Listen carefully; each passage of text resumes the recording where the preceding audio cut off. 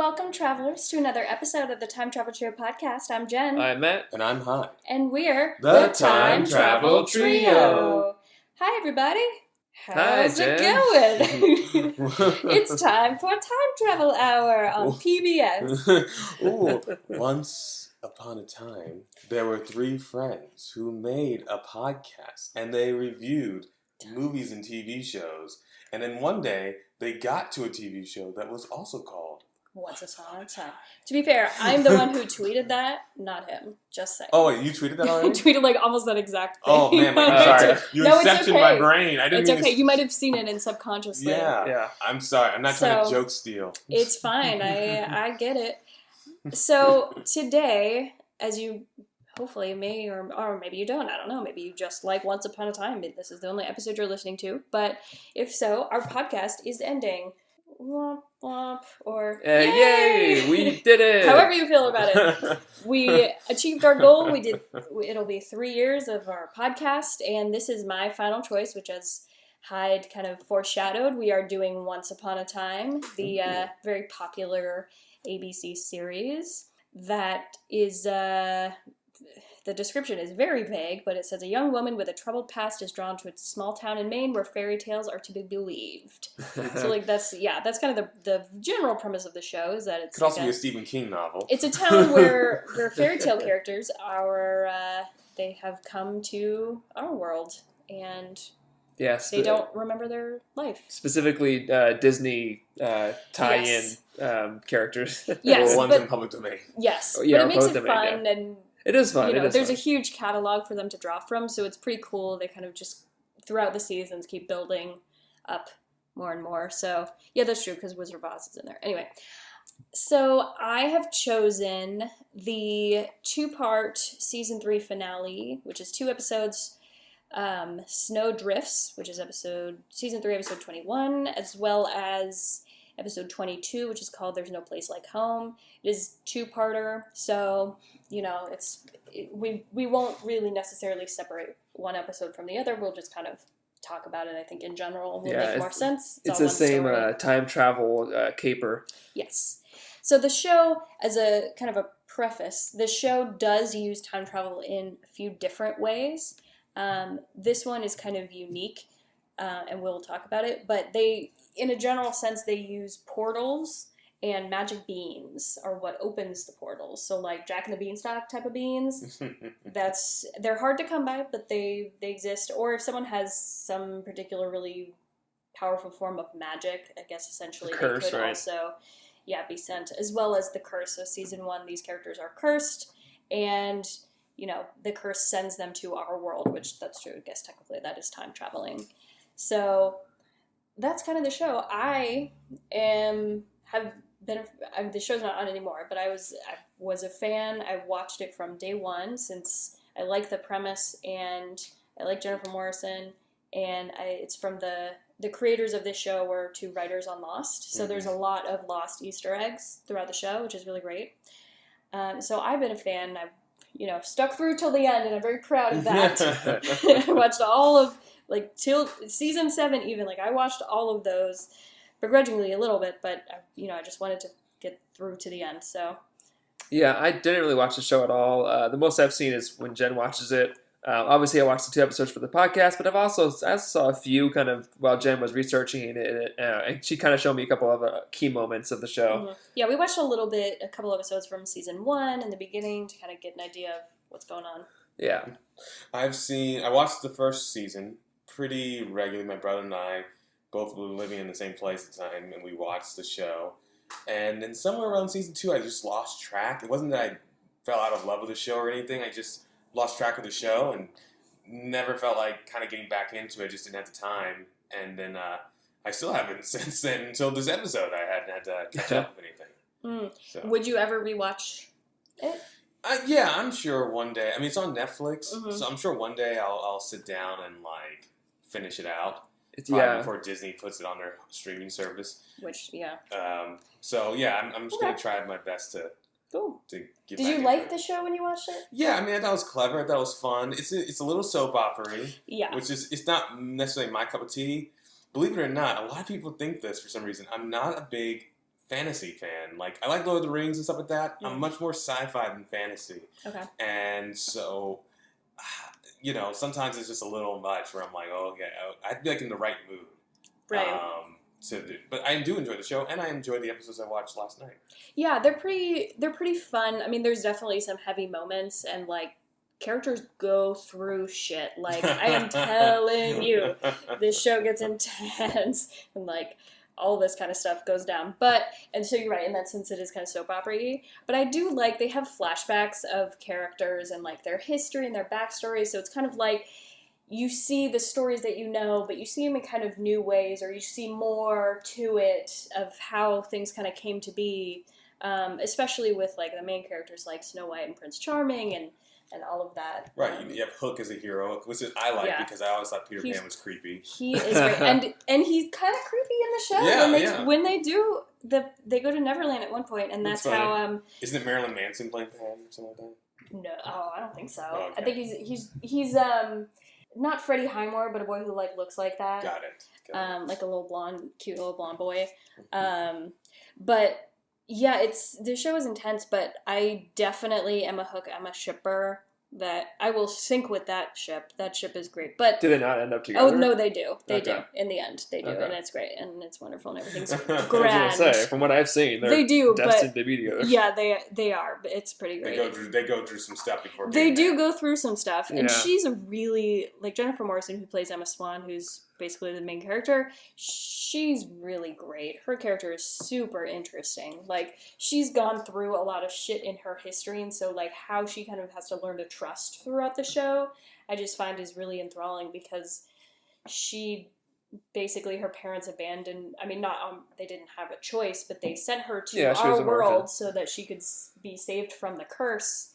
But so she grew up her whole life without her parents, kind of feeling that like, why don't they want me, sort of orphanage mindset. Yeah, and I mean, even from what I've seen in the first season, when Emma is there and like she's squaring off against Regina, she kind of does feel like a feral animal, where she's kind of like. She she- doesn't trust anyone not at for a all. long time, and so seeing And then her, in season 3, where she like right, almost opens up, has a turn, and where especially, yeah. and it's really in Mhm. these episodes, honestly, that's really a big turning point for her. She's already kind of getting there at that point. with like but Henry, she kind of yeah, grew her with him. it's really her love of Henry that kind of keeps her there and keeps her like really wanting to grasp onto staying in Storybrooke throughout the show.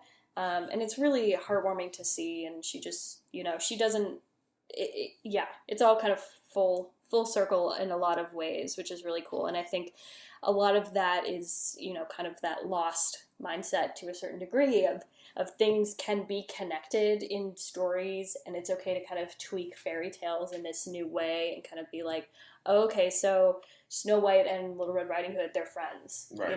They're part of the same.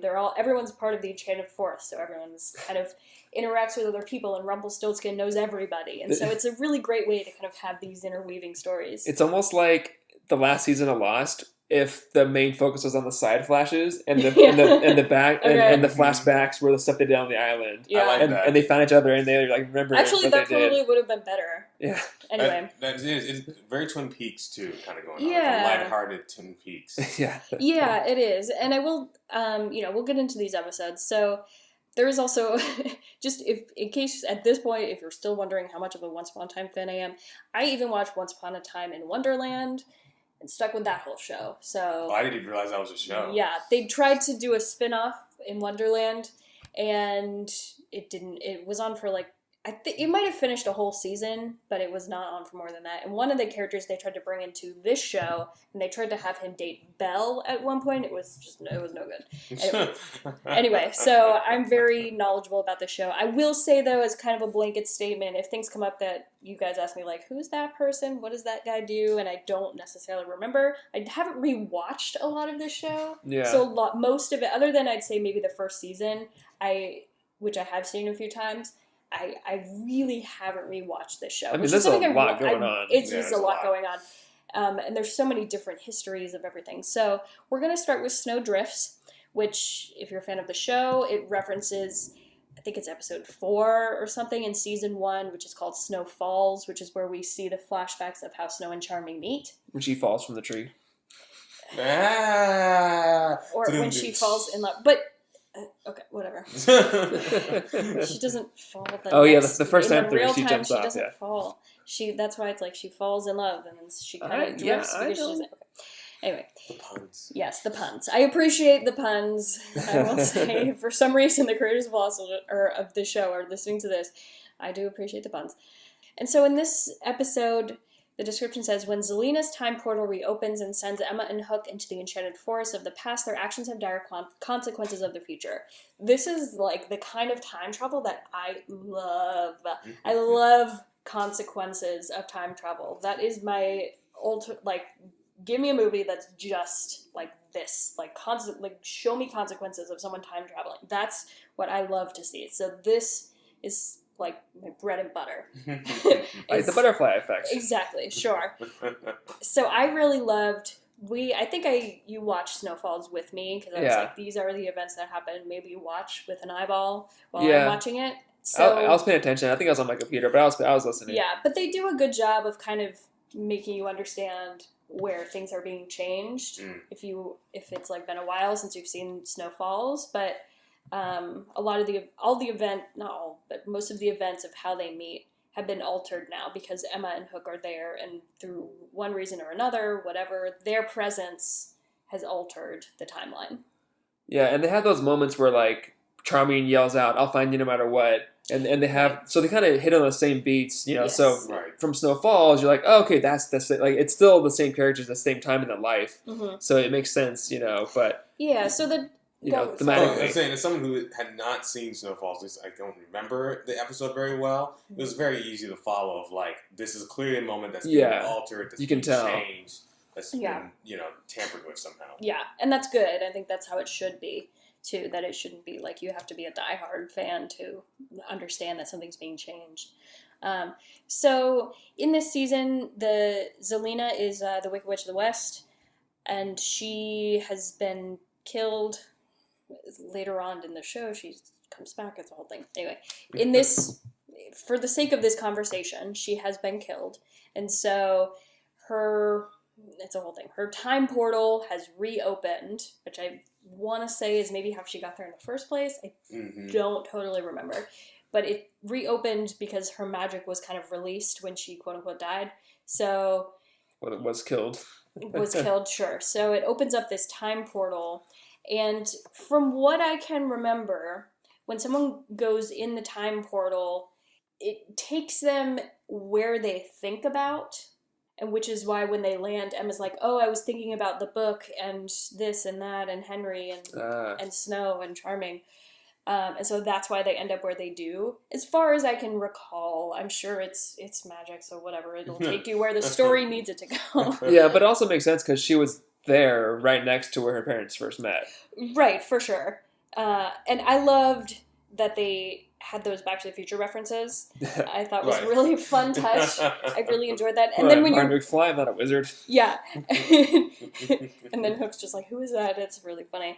But it's also like, this is Back to the Future. That is what this story is. And so, like, almost exactly. I mean, she's literally in a tree. Yep. And then instead of, like, and this time, like, obviously there's a big difference here, but in this one she falls. Originally she's supposed to, like, kind of fall and... Well, he falls both ways, but the other way he gets hit by a car versus Marty saves him. Right, and then in this one, she's in a tree and also falls because of their interference. Yes, because she's there and she, like, snaps a twig or something, and Snow looks and misses the cue. Anyway. Yeah.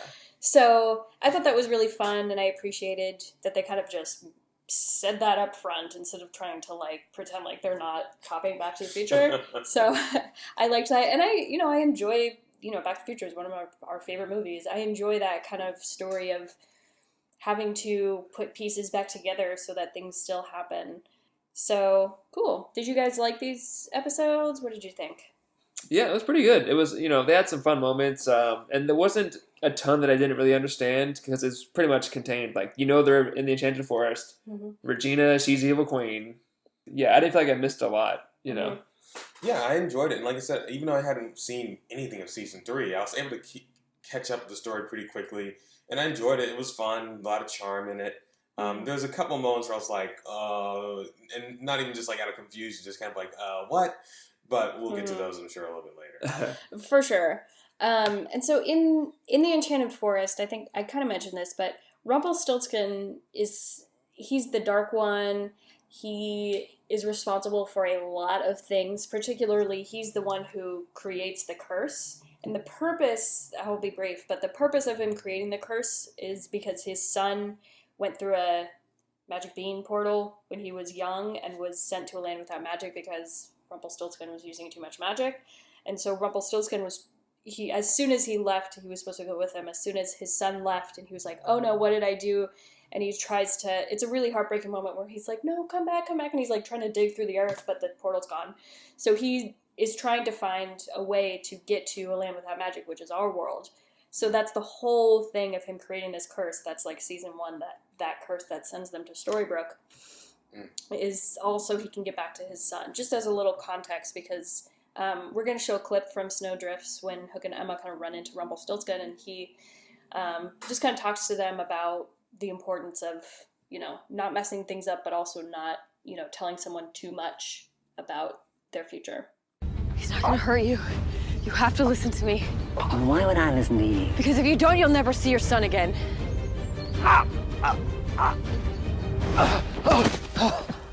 What do you know of my son? His name is Balefire. You're planning to enact a curse in hopes of reuniting with him. Who told you that? What are you, some kind of witch? No, I'm not a witch. I'm the one who breaks the curse so that you can find him. I'm the product of true love. But that's speculation. Part of my plans. But I haven't done it. You will. And you will succeed. If that's true, then that means... We're from the future, mate. But time travel hasn't been done, mate. Yeah, well, someone's cracked that code. We need your help. Help? You need my help? Then answer me one question. Do I find my son? Answer me! Yes. Bay. I find Bay. How? Don't tell me. If I succeeded, I don't want anything in my head that might throw it off. It might already kind of be thrown off. You've changed things. What have you done? We interrupted my parents' meeting. Thank you, Mr. Rumpelstiltskin, for believing us. I know that time travel is hard to swallow. Not as hard as the other mystery you've presented me. Why haven't I killed him? If it makes you feel any better, it wasn't for lack of effort. Let's just say we buried the hatchet. Yes, but why not in your skull? I mean, first you tell me I let the pirate live. Now you're telling me I fall for the help. Yes, she's a strange sense of humor, but let's get back to her parents. Yes. Who are they? Snow White and Prince Charming. Prince Charming. His real name is Prince James. King George's son, whose wedding I've just arranged. See, that's what I'm trying to tell you. That marriage isn't supposed to happen because the ring he was going to give her gets stolen by Snow. It's quite a tale you're spinning. Here, let me show you. It's in the book.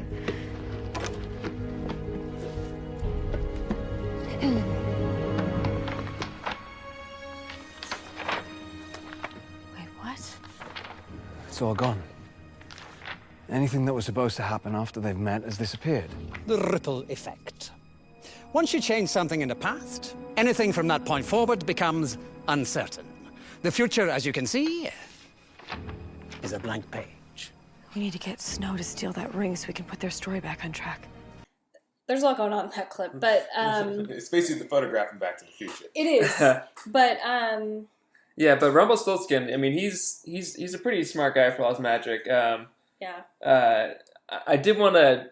I thought about when I first saw the episode. It was like, okay, what is changing, or how do they know that things are changing? And obviously, they bring out the book, but Rumpelstiltskin says that time it's uncertain. But if the pages are missing, then how come Emma isn't vanishing, or how come she's still there? I guess because I would say, if anything, it's because time is in flux right now until events actually unfold. Now in this new time, until that actually happens, if Charming actually marries Catherine, etc., Snow goes on a different path or is killed, blah, blah, blah, whatever it is, then, like, until those events are set in stone, I think that's when Emma would disappear. Yeah. And so we see... And also because you need her to be in the show, so... Right, of course, that's it. That's true. I'm just trying to, Yeah. Comprehend their logic. But if, later we kind of see Snow, quote unquote, dying or being burned alive by Regina, but Emma doesn't disappear. And so we both, like, as soon as we saw it, we're like, wait, she should disappear as soon as that happens. Right. But then she also acknowledges that too. She and Hook have that conversation, which I appreciated that they actually like brought it up. Like, wait a minute, if that's true, then why am I still here? She's still alive, and I like that. That's how they come to the realization that she's still alive instead of just finding her. Right. It's like, there's like, well, if you didn't do there, obviously it's still a way she can come back. Right. Which is a good plot device. It's kind of like in Back to the Future. There's at one point his hand is like phasing, but he doesn't quite disappear because there's still a shred of hope that things can be course corrected. Once it's basically the Doctor Strange thing. Once all possibilities are gone, then that's what it's going to be set to do. Right. Yeah, that's a good way to put that. Yeah, if there's no hope, then that's when the disappearing happens. But it's also a show and a movie. So, yeah. Yeah, but I mean, at least they acknowledge that things have changed. They have some evidence. They say, okay, the pages have vanished, and so they still have you have to kind of limit the effect somehow. You can't just like go on a logic thing of like, if the pages are gone, that means she's gone too. You have to kind of meet it both. Right. The pages are gone because that confirmed history, quote unquote history, is now in flux. Yeah. And so it's kind of like, nope, this is not how it is. Let me take it away until it's actually set in stone. Is kind of how I picture it. But so the rules of this time travel, there are rules, but kind of not. Like, they can do whatever they want, but there will be consequences. They can go back whenever they quote unquote can, that kind of thing. But there isn't like a time. There is kind of a timeline, but it's a timeline that they set for themselves. It's not a timeline of the sake of we only have 10 hours until the portal will reopen kind of thing. Right, yeah. The stakes they have are just like, because people might get killed because she gets kidnapped and the whole wedding thing. And the longer that they're there, the more they change. Right. Because they're not supposed to be there at that time. I will say, there are other times that they are in the Enchanted Forest that are like their present timeline, not time traveling. They go through a portal and end up in the Enchanted Forest, but it's like after the curse kind of a thing. So it's only like this right now because of the fact that they're in the past. Yeah, I like that when Rumpelstiltskin was like, okay, I'll help you out. He changed their clothes to be like new clothes and then sent those clothes back to where they stole them from. Mm-hmm. So he's like, okay, that way that change is going to be erased, so no one's going to wear those clothes left. And he's like, okay, I'll take a memory erase spell. Obviously, that's a point at the end of the whole 2 episodes, but he's aware of these things where he's like, okay, I'll forget everything and I'll help them out. I'll make sure the timeline he's doing what he can to preserve the timeline. Right, and what I like too is it's not necessarily out of the goodness of his heart to help them. It's because he needs things to happen how they did because he sees his son, and that's his ultimate goal of everything he does. Right. It is. By the way, when he gives them disguises for the ball, they look like kind of like the weird cousins of Jason Sudeikis and Olivia Wilde.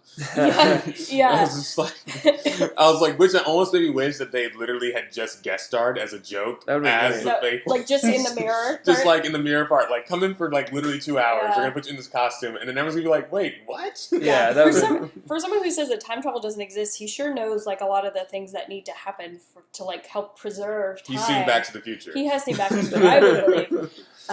Because he puts a spell on them so that their faces look different, and so because Emma's like, but what if someone recognized me? And I don't know if it's Hook or someone was like, it's like 40 years in the future, they're not going to remember what you look like, and she's like, you never know, and so he like puts a spell. Yeah, and there's also a point because Regina, she would have recognized Emma when she first saw her in season 1 if she had seen her actual face Right. in I the mean, Enchanted Forest. not for sure. Yeah, but there's a chance there. Yes. That was the concern. Don't risk And that it. would have been, that would have definitely changed things for sure if Regina would have probably killed her on sight, to be honest, because she knows that Emma's the one who's going to break the curse.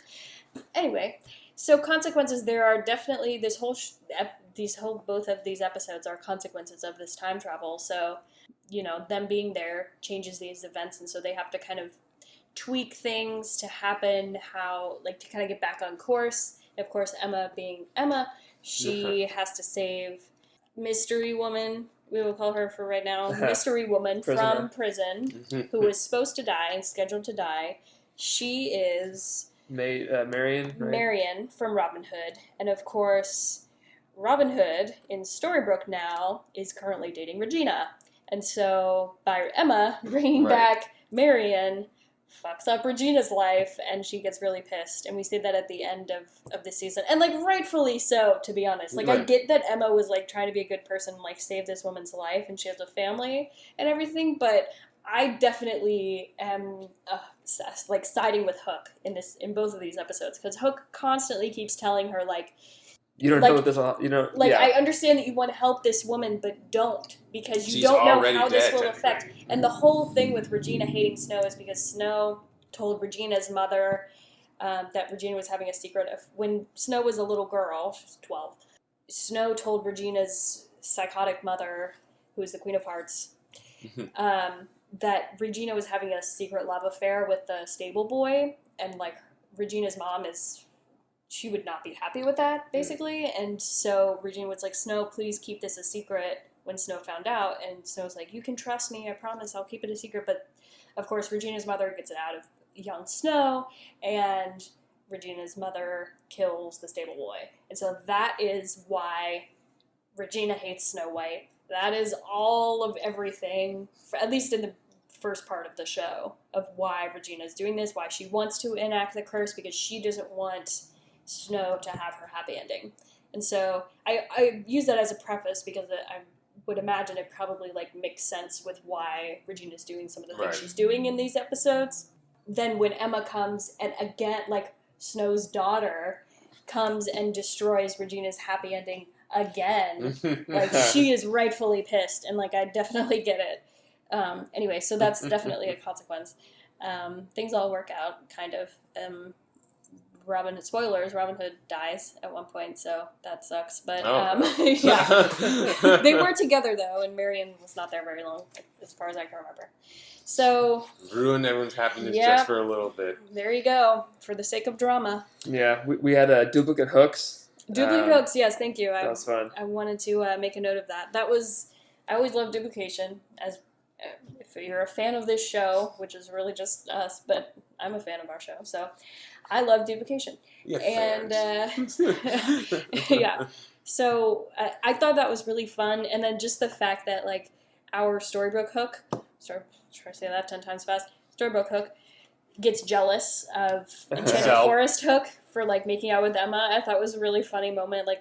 That whole exchange was really Which is funny. weird because it's his idea too. Because he says well, he will like you because we have the You're same his taste. type, yeah. And it's but then he gets jealous. And I just thought about would I get jealous if I saw a past version of myself making out with my wife or girlfriend? I was I don't know if I could be. I mean, just be I think I'd be wow, I guess she likes me no matter what. Yeah. It's even when I'm younger. Yeah, right. But I mean, it was funny because for him, out of all the consequences, since he's drunk and he's it's fine, I won't remember, I'll blame it on the realm. Don't worry about me. We can mess with me because I know the consequences won't affect me. Right. Yeah, but I do at the end where they kind of talk about it at the very end of No Place Like Home. He says, I don't remember. I don't think I would remember the kiss or that it didn't count or something like that because I would have followed that woman anywhere. I'm sure, whatever. And she goes, "Oh, probably blame it on the rum." So even all of that didn't really even stick. So, and it makes sense because this mysterious woman comes and makes out with you and then she's gone and no one saw her. Right, you're gonna be oh well, okay. That was probably real. That was some good rum. Yeah. So. how they get back is kind of up to Emma. Emma has magic, but right now Zelena took Emma's magic, and when Zelena died, her magic should have been returned, but it quote-unquote didn't, or at least not to the point that she can access it again. So Rumpelstiltskin's like, here's this wand, you can use it to reopen the portal. Only someone who went through the portal can reopen it, but you need magic. So he's like, so too bad, I'm going to put you in this dungeon and never talk to you ever again, and you'll die there.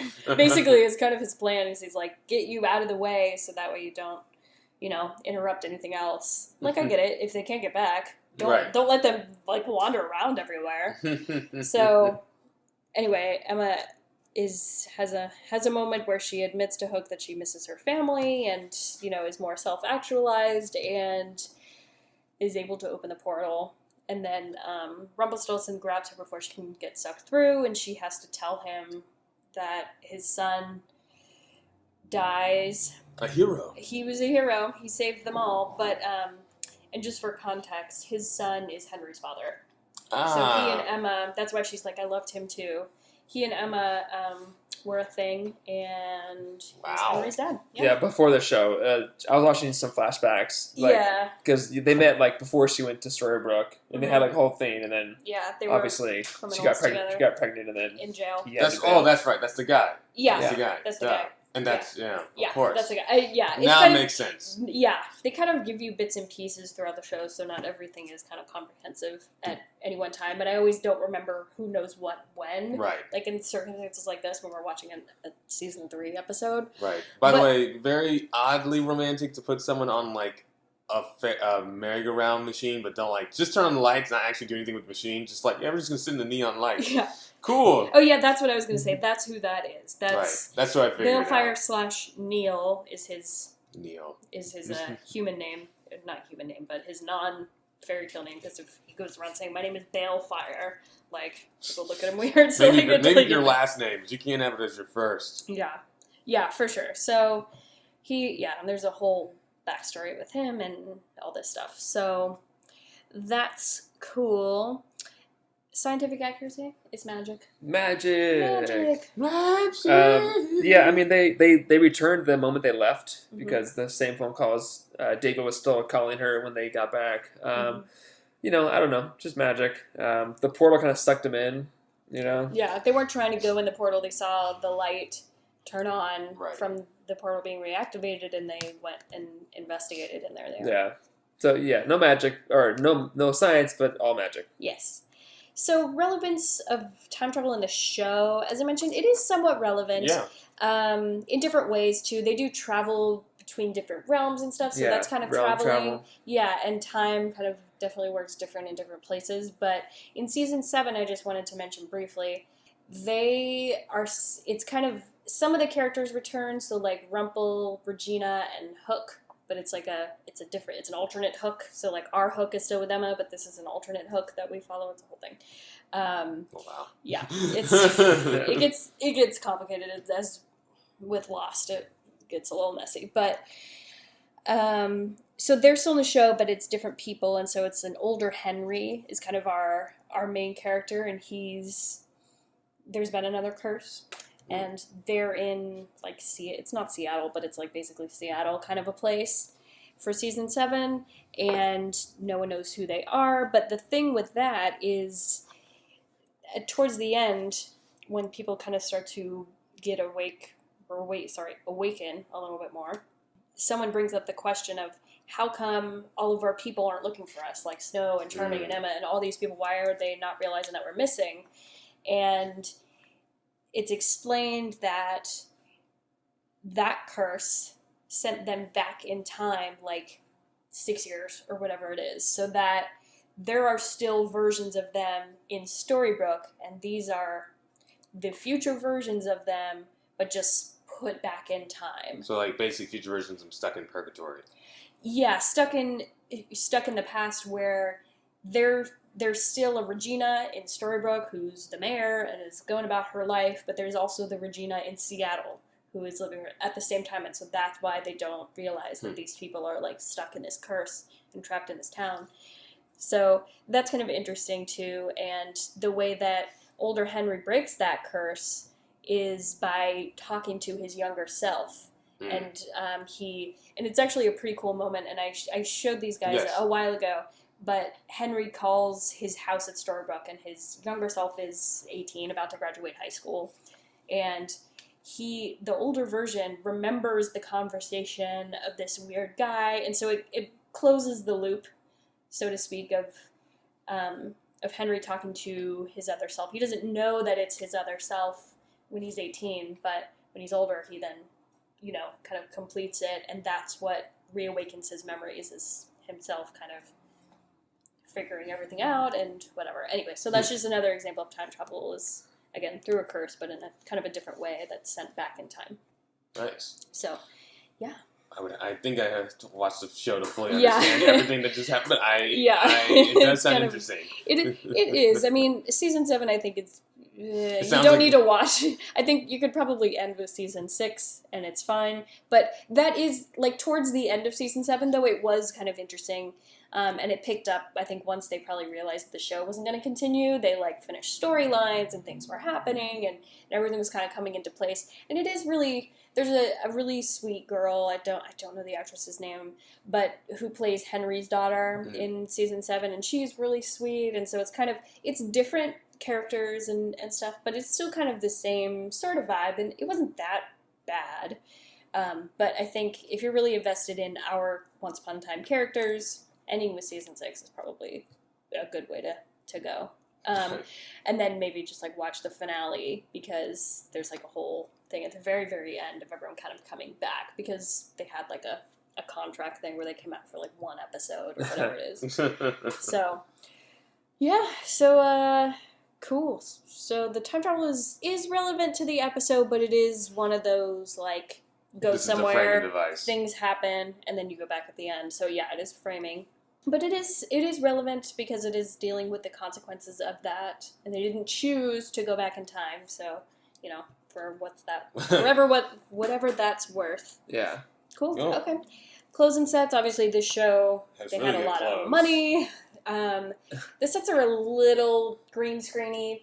I mean, Yeah. they use a lot of like green screen, blue screens. That ballroom in particular. Yeah. Is Most of the unnecessarily green screen. Most of the show is like that, so you kind of get used to it because that's just what it is. Yeah, I mean, that makes sense. I would rather see nice, like, well-decorated CG as opposed to, like, half-assed real-life set. But right, and they don't it get is to go pretty to as many obvious. places. Yeah, Yeah. it is obvious, but I also don't think they were trying to make it not obvious, because Yeah. it's a magical land. There's a lot of things they would need to show to kind Right. of build up that world, and they go to different realms, and they're in Neverland, and they're in, Wizard of Oz land, and whatever, and like all this stuff. I don't think it actually ever took me out of it. The sets for the most part are actually really nice, and the costumes are always on point. Everyone's always dressed really nice. Everyone's always dressed like in really cool clothes for their character and their body type. Yeah.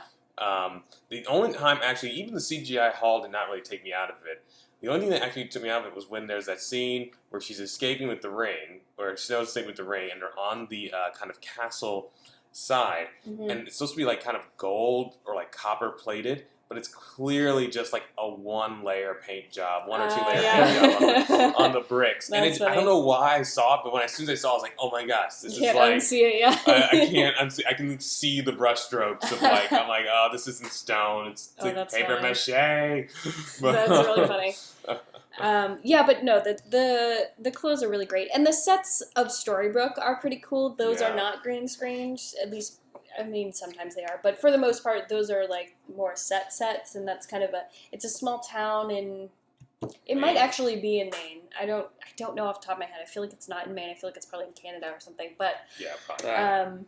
but it is a small town, and like I've seen videos of them like going in overnight when they're ready to shoot, and like kind of changing all the signage and all that stuff, because they're very particular about what signs they use and whatever, and so that's cool. I will say another thing about this show that's pretty cool. There's, as I mentioned, there's a lot of lost Easter eggs. Mhm. There's a lot of lost actors in this show who make either guest appearances or they're on for a season or so, and there's a lot of like big, just names I would recognize Right. that appear in an episode or so.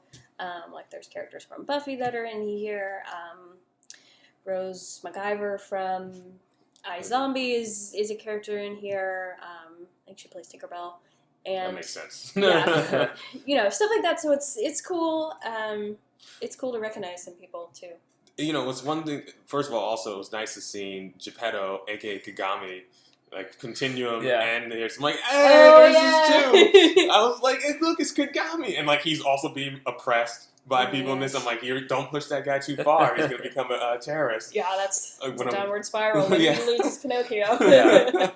I also think it's kind of interesting that all three of us for our final shows chose television shows that, even though they may have been popular in America, were shot outside the United States. Mhm. Continuum and Once Upon a Time were shot in Canada, and then I'm Red pretty Dwarf sure. was shot in the UK. Yeah. I'm sure they shot some things in America. I know Psych did the same thing, even though they shot a lot in Canada. Right. But it seems like a show that it's just kind of one of those interesting little tidbits, like totally unintentional, Yeah. but kind of interesting how that works. Cool. Well, would you guys want to experience this time travel? I do, It's the same But- as Back to the Future. but not with all the consequences. I would love to be in like the Enchanted Forest. I think that's really cool, but that's a lot of consequences to like deal with, and especially if it's like directly related to you yeah, and like your life. yeah, and if existing. if I was Emma and my parents were there and I messed that up, that'd be a tall order to have to Mm-hmm. Right? set right again. Yeah. You have to do it with magic, then you accidentally get your friend burned, but then thankfully there's a fairy that brings her back, which is a little Deus Ex Machina. A Yeah. little. I was like, I mean, they could Yeah, have just but had her it's- escape. Yeah, but it's Snow White and she's the fairy godmother and Right. I mean, Yeah. you got to help your homies out. you Yeah. know. Yeah, It for is sure. what it is. I mean, but it didn't like bother me too much. I was like, oh, okay. Well, the fairy comes out of nowhere and saves the day. Fine. Well, she saved herself by turning herself into a bug. That's with true. With the fairy dust. The fairy just came to undo the The dark curtains. magic. That's true. So okay, that may make it a little bit more Yeah. palpable. I do, yeah. I'm kind of. I think at the end of the day, I probably wouldn't want to experience this time travel just because it's. Very stressful. Yeah, it is pretty stressful. You have to really watch every leaf you step on. Every So- butterfly. every branch you break. Yeah, every Every butterfly. branch you break. Um, any other things you guys noticed about the episodes or the show that you wanted to mention?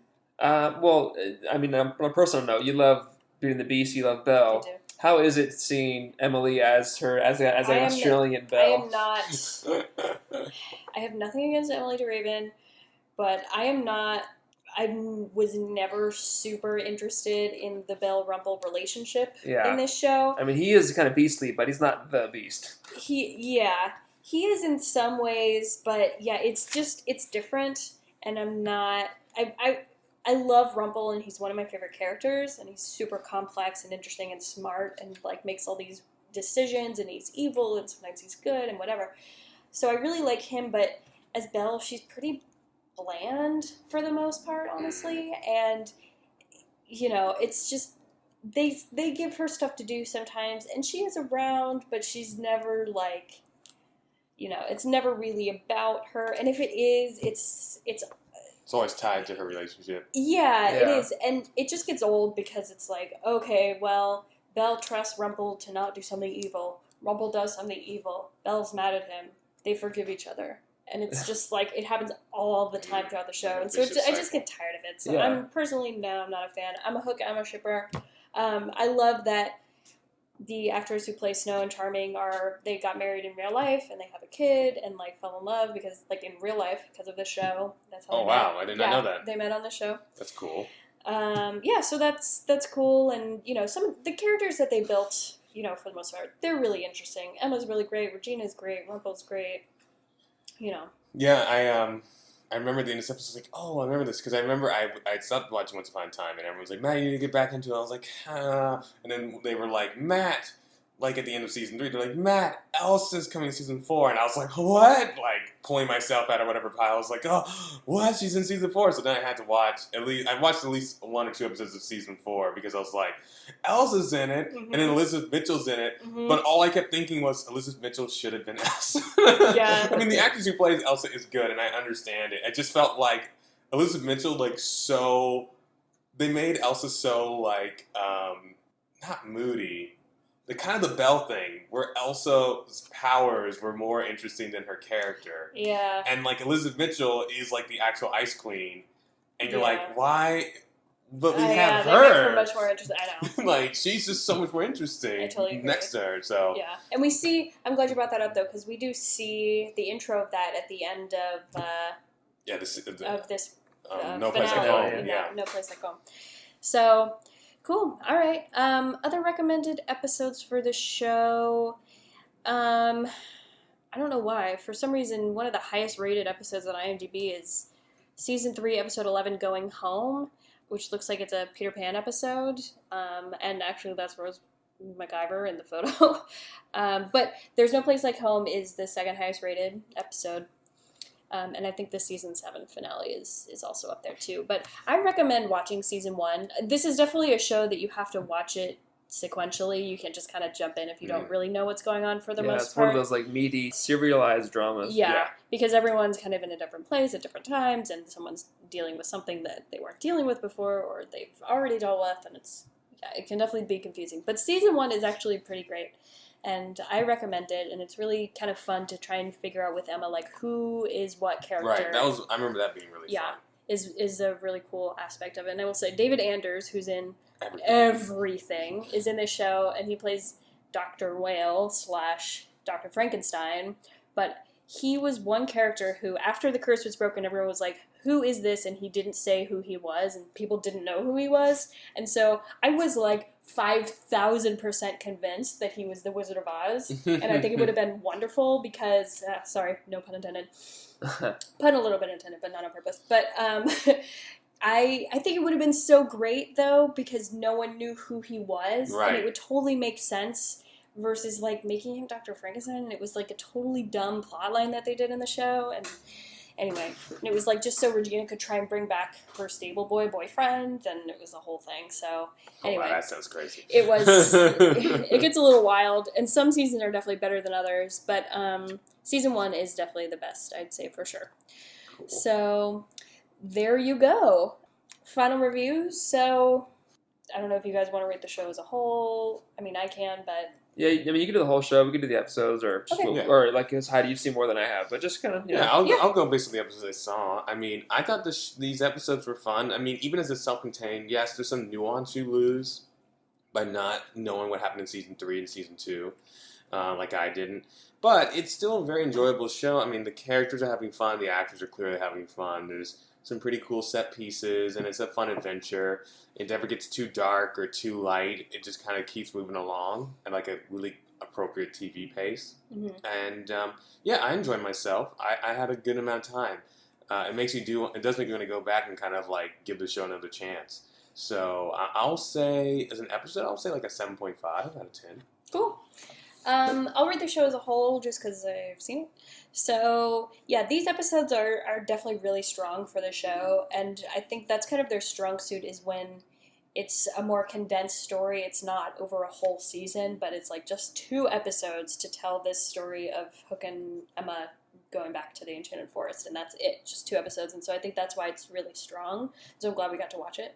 But as a show as a whole, there's definitely, I would say there's probably more bad seasons than good ones.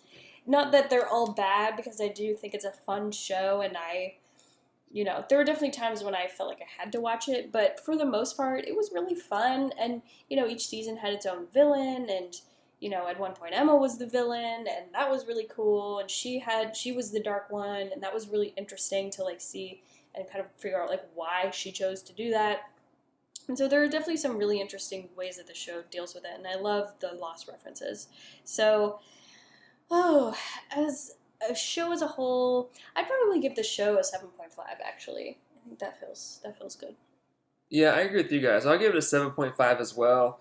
From what I saw, these 2 episodes specifically, but also the random ones that I saw here and there, there's a lot of meat on the show's bones. I feel like I use that phrase a lot, but there's a lot to get into. So if you haven't seen it and you want a show to binge, I think this is like prime material. I don't know if I would want to, because there's other shows that I want to get to first.